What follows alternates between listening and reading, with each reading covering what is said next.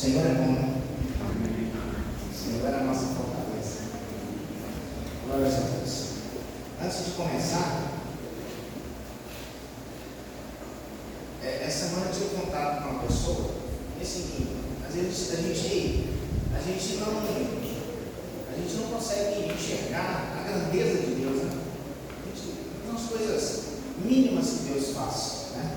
É um menino, 14 anos, e ele estava com problema numa válvula.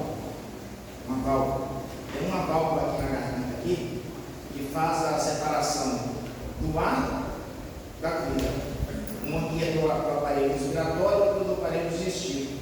E essa válvula dele, de vez em quando a gente acontece com a gente, né? Está comendo, dá aquela engasgada, né? Desce comida, onde não é acontecer, né? A válvula dá uma falha na válvula. Mas a história, antes de começar, é justamente essa, né? Que teve que fazer uma cirurgia, tirou a válvula, colocou uma válvula mecânica e agora a válvula mecânica não está funcionando e ia ter que fazer outra cirurgia. É para a gente ver, para ver a grandeza de Deus, as coisas pequenas que são tão importantes, né? Já estava assim, não podia comer, o menino pode comer, né? 4 meses já, para ter que fazer cirurgia e vai 4 meses sem comer direito, né? Porque a comida desce para o lugar errado, né?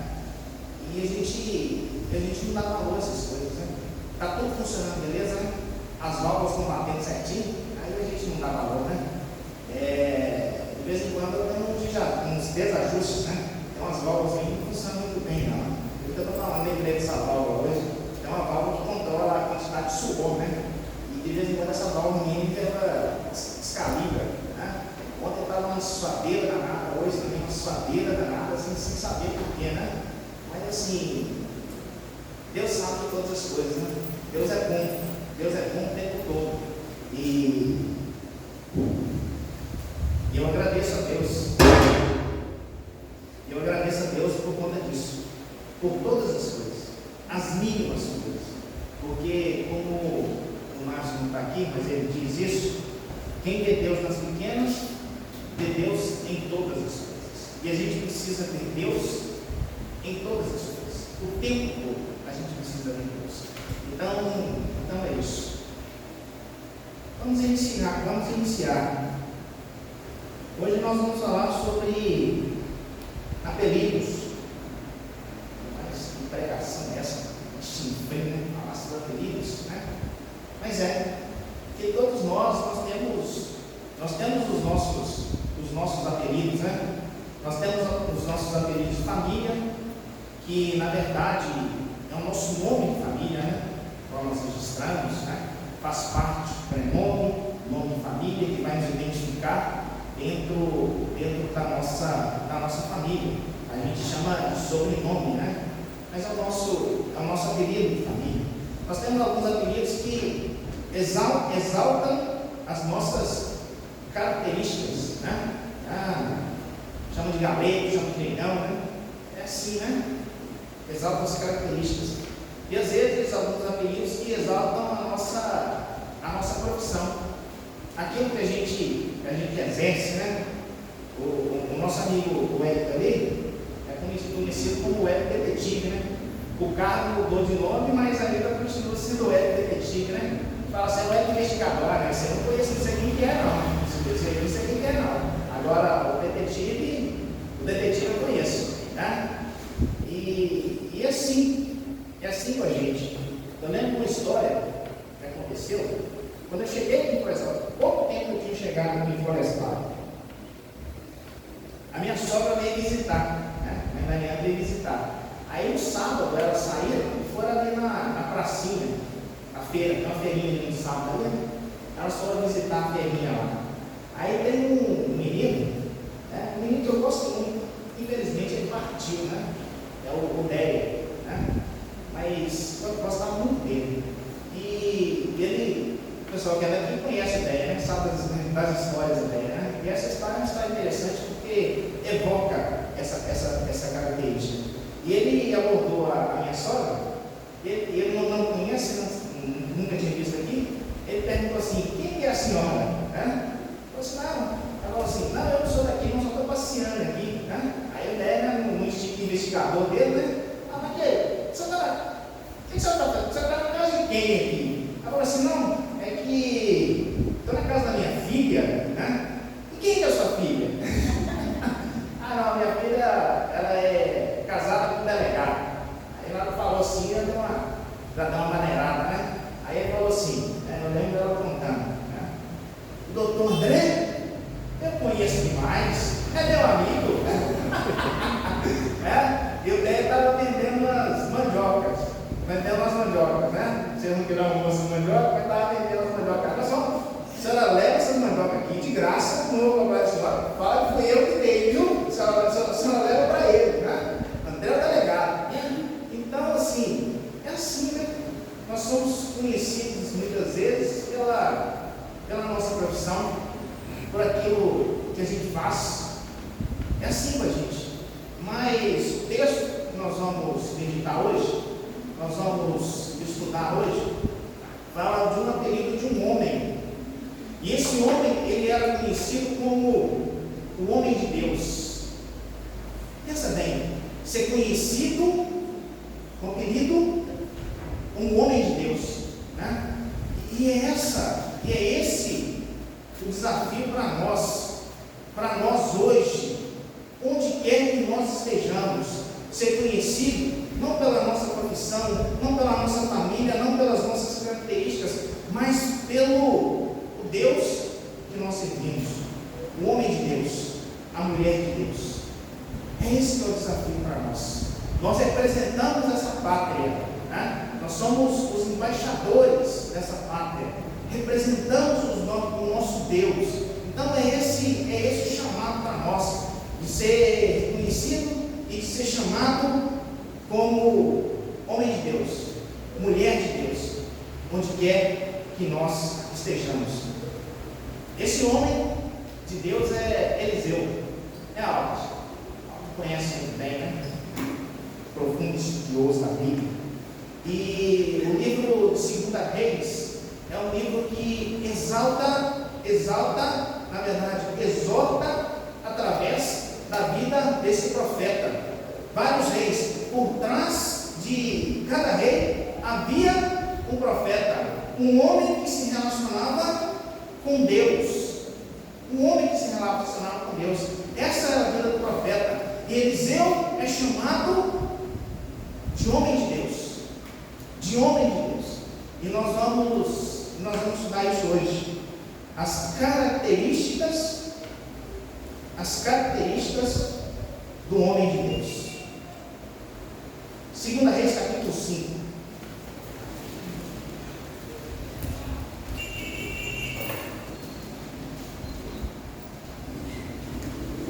Segunda Reis, capítulo 5, a partir do versículo 1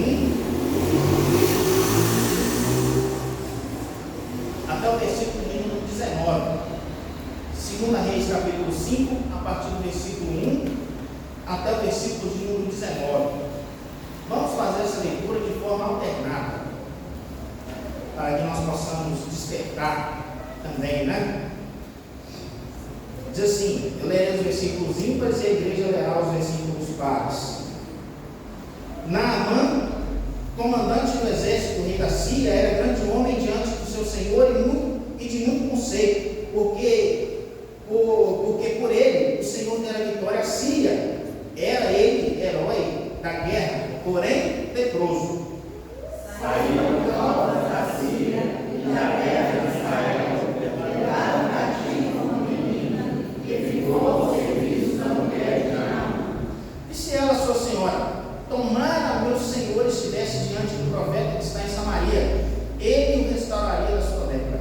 Então foi Naamã e disse ao seu senhor: assim falou a jovem que é da terra de Israel. Respondeu o rei da Síria: vai, anda e enviarei uma carta ao rei de Israel. Ele partiu e levou consigo 10 talentos de prata, 6.000 ciclos de ouro e 10 vestes festivais. E levou também ao rei de Israel a carta, dizendo: logo que chegando a ti esta carta, saberás que eu te enviei Naamã,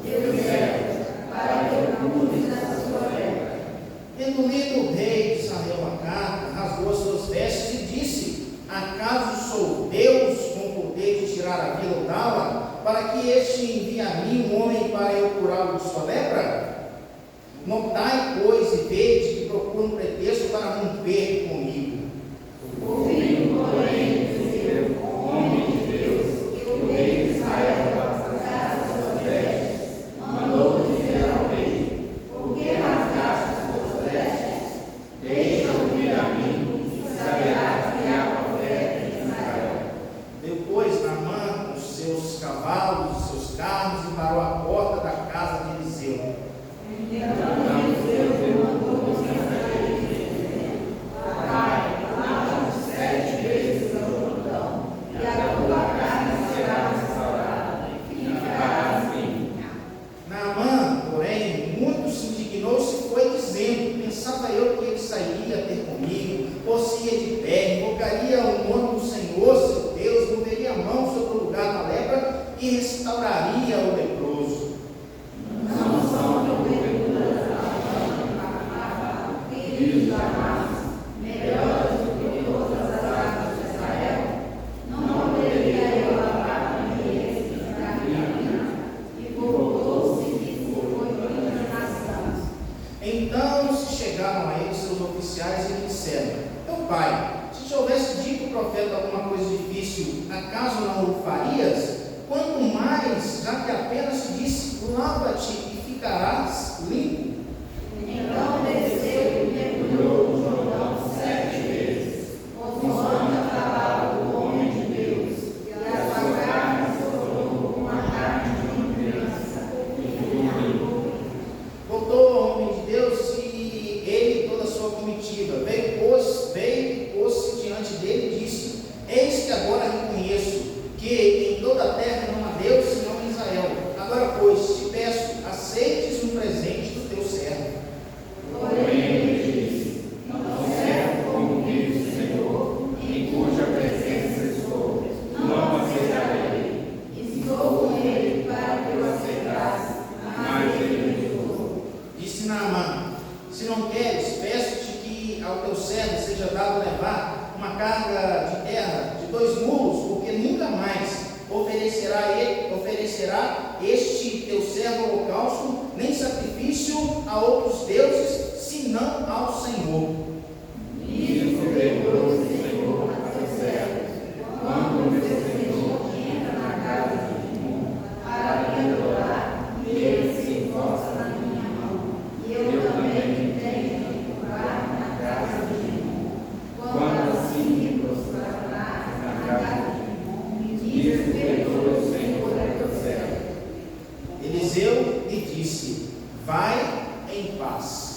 Vamos ler todo esse último versículo 19? Todos juntos.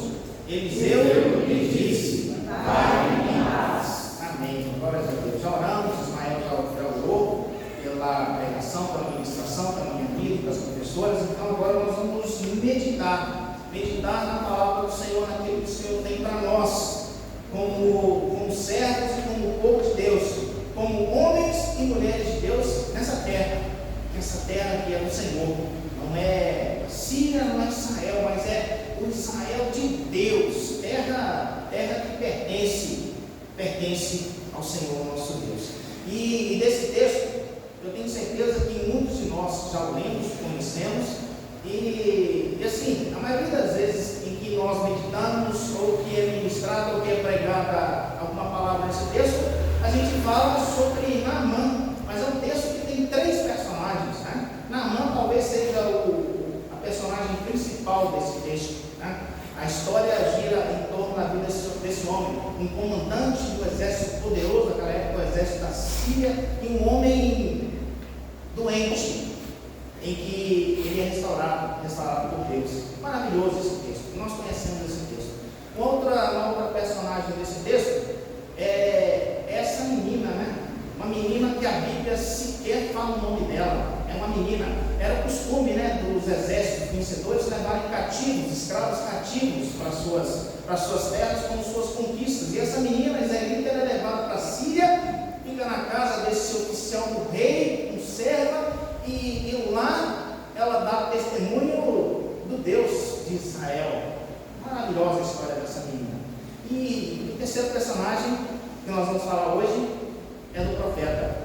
é do homem de Deus, é do profeta, do homem de Deus. E assim, trazer para nós, trazer para as nossas vidas, para as nossas realidades, como homens e mulheres de Deus, qual que deve ser a nossa postura diante do Deus, diante do testemunho, diante de outros. Como que deve ser a nossa postura? É desafio para nós. Tenho certeza que esse homem aqui, Eliseu, ele foi desafiado muitas vezes. E assim, do capítulo 4 ao capítulo 6, a Bíblia mostra para nós alguns atos desse homem, né? De ressuscitar uma menina, de fazer flutuar um machado. Esse homem tinha na vida dele expressão do poder de Deus. E assim, a gente precisa trazer isso para as nossas vidas. E vamos ver algumas características do homem de Deus. Eliseu, o homem de Deus. Ismael, o homem de Deus. Ricardo, o homem de Deus. André, o homem de Deus. Tânia, a mulher de Deus. Termina, mulher de Deus. Cada um de nós com esse apelido, cada um de nós com esse adjetivo, para nós encontrarmos o nosso lugar e a nossa responsabilidade. Primeira característica que eu achei no texto, eu trago aqui no texto para nós, versículo 3. Primeira característica, são algumas características que eu trouxe, nós vamos falar muito rápidas, porque são autoexplicativas. No versículo 3 está escrito assim, né? A menina fala assim: disse ela, falando da menina, a sua senhora, tomara que meu senhor estivesse diante do profeta que está em Samaria, ele o restauraria da sua lepra. Tomara que o meu senhor Naamã estivesse em Samaria, diante do profeta, diante do homem de Deus, e ele o restauraria da sua lepra. Ele o restauraria da sua doença. A primeira característica do homem de Deus é que ele tem um bom testemunho diante daqueles que o conhecem. A primeira característica do homem de Deus, da mulher de Deus, é que ele tem um bom testemunho diante daqueles que o conhecem. Essa menina, pelo contexto, era uma criança. Ela não se relacionava com o profeta. Isso não era comum. Talvez ainda hoje não seja comum, né? As crianças se relacionarem com os sacerdotes. E essa menina não se relacionava diretamente com Eliseu, com o profeta, com o homem de Deus. Todavia, ela conhecia o profeta, ela conhecia o homem de Deus, ela sabia do que o homem de Deus ele era capaz, por ele, não por Deus, mas por representar o Deus que ela conhecia, o Deus que ela servia. Então, o primeiro chamado para nós é esse. Essa menina, ela desafia todos os deuses da Síria, ela desafia o rei da Síria, ela desafia o comandante do exército da Síria, ela desafia, sabe por quê? Porque ela tinha confiança no Deus que ela servia. A lepra, a hanseníase, hoje, uma doença mortal naqueles dias, mortal. O rei de Israel, quando ele sabe dessa situação, o que o rei faz? Nós lemos aqui no texto, ele rasga as suas vestes em sinal de medo, de temor e de humilhação. Era isso, né, que significava o rasgar as vestes. Ele fala assim: sabe o que o rei da Síria está querendo? É pretexto para me atacar.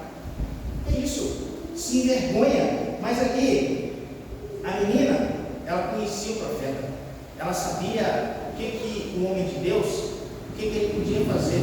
É por isso que ela lança esse desafio. Então, para nós que somos esses representantes hoje do povo de Deus, esse desafio para nós de termos um bom testemunho diante daqueles que nos conhecem. Diante daqueles que nos conhecem. Quando falar de mim, fala assim: o André é homem de Deus, serve a Deus lá na igreja presbiteriana. Tem que ser assim de cada um de nós. Nós temos que dar um bom testemunho daquilo que nós representamos. Representamos o reino de Deus. E isso é importante para nós. As pessoas precisam nos conhecer, não pela nossa família, não pela nossa profissão, não pelas nossas características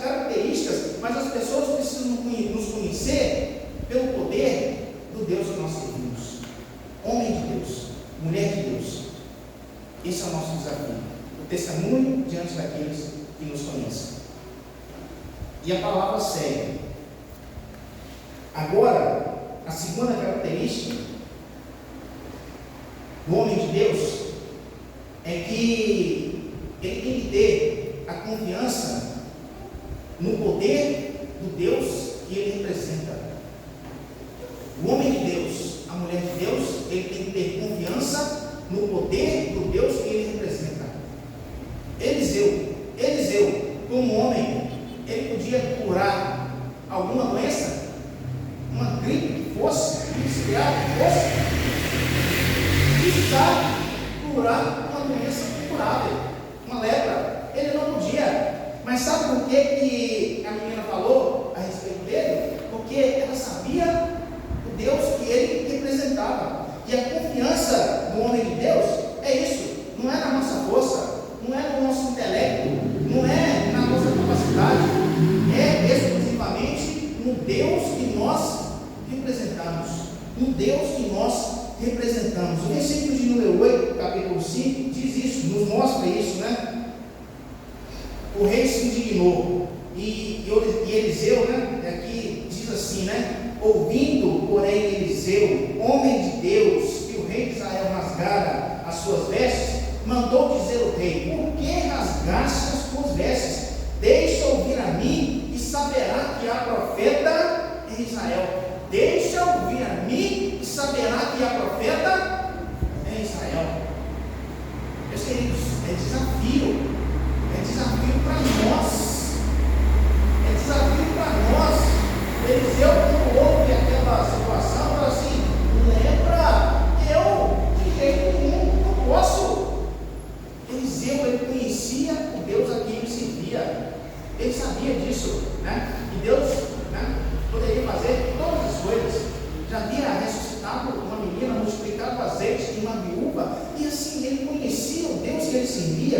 E é isso, é essa confiança que nós temos que ter na nossa força. É em cavalos ou em cavaleiros que nós confiamos é no Senhor, todos os dias, em todas as coisas. E Eliseu, homem de Deus, ele vivia isso. Eu tenho certeza que se fosse por ele ia fazer igual ao rei. Está querendo pretexto para me matar, está querendo pretexto para guerrear contra mim, está querendo pretexto para me perseguir. Não, levantou a cabeça e disse assim: mande vir a mim, porque ele vai saber que aqui há profeta, há homem que representa Deus, Deus vivo, verdadeiro.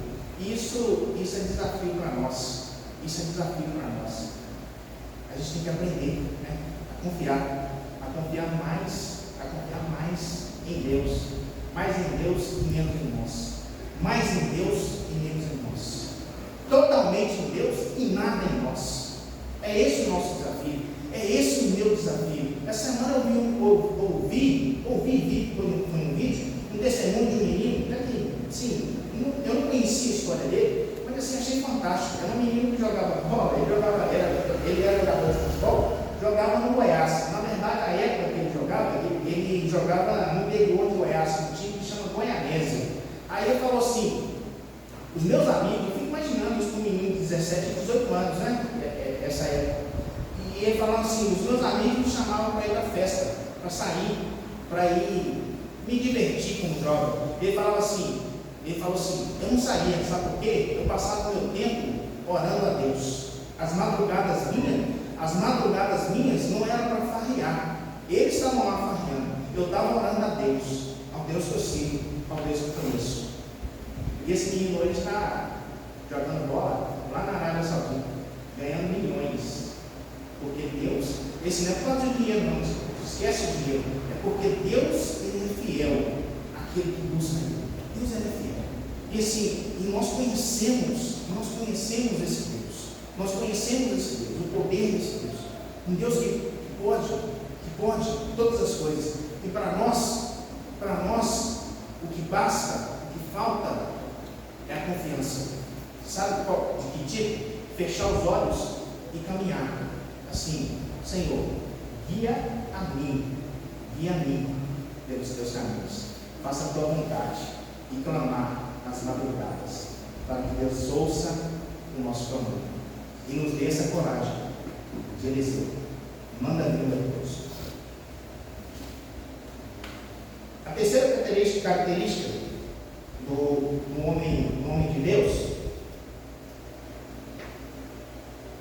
é que ele é exemplo de testemunho àqueles que se relacionam com ele. O homem de Deus, ele é exemplo de testemunho. É isso que as pessoas devem ver em nós. Exemplo. Eu quero seguir aquele fulaninho ali, porque ele é homem de Deus, é mulher de Deus, ele faz a vontade de Deus. Versículo de número 15, só a primeira parte. Depois que Naamã foi curado, o que ele faz? Ele volta ao homem de Deus, né? É esse o contexto. Voltou ao homem de Deus, ele e toda a sua comitiva. Pôs-se diante dele e disse: Eis que agora reconheço que em toda a terra não há Deus, senão em Israel. Eis que agora reconheço que em toda a terra não há Deus, senão em Israel. É esse que deve ser o nosso exemplo. Nós imaginamos, nós sabemos, conhecemos a realidade daquele contexto, daquela época, uma região politeísta, de muitos deuses. Eliseu enfrentou 400 profetas desses deuses, e assim, a gente conhece essa realidade. E esse homem, esse general, esse comandante do exército da Síria, ele se volta ao profeta, ele fala assim: eis que agora reconheço que não há nenhum outro Deus, senão o Deus, o Senhor de Israel. E não é porque simplesmente ele fora curado, é porque ele conseguiu enxergar o poder verdadeiro de Deus. Porque qual outro Deus poderia fazer o que foi feito por ele? Ele sabia disso. Ele era um homem que andava com uma armadura. Os exércitos daquela época eram desse jeito, não, uma armadura, e assim, imponente, talvez montado num grande cavalo, cercado por milhares de soldados. E esse homem, assim, esse não é o contexto nosso, mas assim, ninguém sabia o que esse homem passava. Sabe quem sabia? Era só as pessoas da casa dele, os íntimos, entre eles a menina. Só eles sabiam o que esse homem passava. Esse homem sofria com uma doença incuradável. Ele sabia que ele ia morrer, não pelas mãos de uma flecha, uma espada de um inimigo. Ele sabia que ele ia morrer pela doença que ele carregava. E esse homem, quando ele foi curado, ele conseguiu entender isso, ele conseguiu ver isso. Um exemplo de testemunho. Aquelas pessoas que se relacionavam com o profeta, foi curado por Deus. E ele volta lá, não para agradecer o profeta, ele volta lá para exaltar o Deus do profeta. É isso, meus queridos, é isso. Quando nós fazemos, é o nosso Deus que é exaltado. Então a gente precisa entender isso como homem, como mulher de Deus. Saber que aquilo que a gente faz no nome do Senhor, é o Senhor que é exaltado. A quarta característica do homem de Deus é que ele desprende a graça de Deus. Ele desprende a graça de Deus. E ele não cobra por isso. Nós temos vivido numa sociedade que tudo é feito pelo pagamento, né? Tem que pagar. É assim, né? A nossa sociedade é assim, né? Só que a gente tem trazido isso para as nossas relações pessoais. A gente tem trazido isso para as nossas relações pessoais. E infelizmente isso tem entrado nas nossas igrejas. É dinheiro, cifras em milhões, né? A palavra brasileira, ela guardada assim na mente da gente, não sai, né?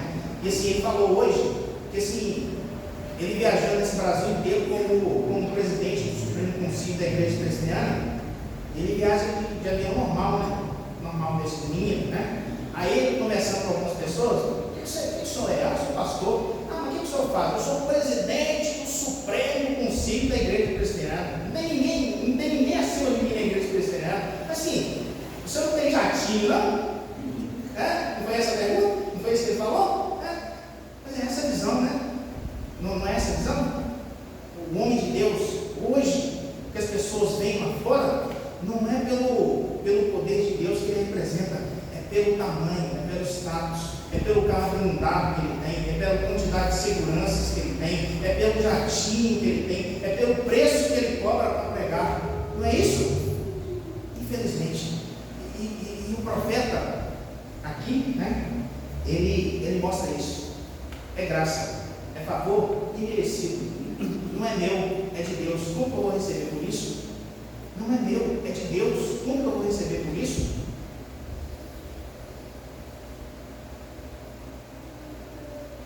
Versículo 15, final, a segunda parte. Nós lemos a primeira parte e a segunda parte termina assim, né? Naamã falando para Eliseu: agora, pois, te peço que aceites um presente do teu servo. Agora, pois, te peço que aceites um presente do teu servo, general, mandado pelo rei. Esse presente era um presentinho assim, pequenininho. Sabe o que era o presente? Versículo 5. Respondeu o rei da Síria: vai, anda em Tiriael, a casa de Israel. Ele partiu, aqui a segunda parte. Ele partiu, Naamã, e levou consigo 10 talentos de prata, 6.000 ciclos de ouro e 10 vestes festivais. Era muito dinheiro, muita coisa. E ele chegou para o profeta assim e falou assim: profeta, você me curou, eu tenho um presentinho aqui para você. E o que o profeta falou? Eu não quero, eu não aceito. E o versículo 16 continua, né? Porém ele disse: tão certo como o Senhor em cuja presença estou, não aceitarei. Estou com ele para que aceitasse, mas ele recusou. E assim, ele insistiu, né? Tem muita gente que hoje, se fosse hoje, né, não precisava nem falar duas vezes, né? Deixa esse presentinho guardado aí, deixa esse agradozinho para nós aí, né? Deixa esse agradozinho, né? E o homem insistiu com ele: pega esse presente, aceita o presente. E ele não aceitou.